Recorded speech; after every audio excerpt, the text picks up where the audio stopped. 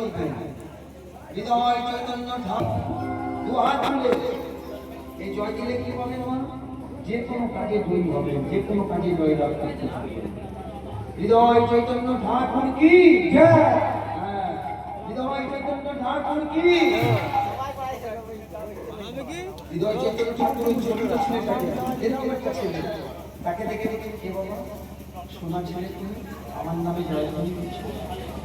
আজকে আমার নাম দুঃখী মন্ডল। দুঃখী মন্ডল, তোমার বাড়ি কোথায়? আগে আমার বাড়ি হচ্ছে মেদিনীপুর। এইটুকু একটা ছেলে মেদিনীপুর থেকে এসেছি।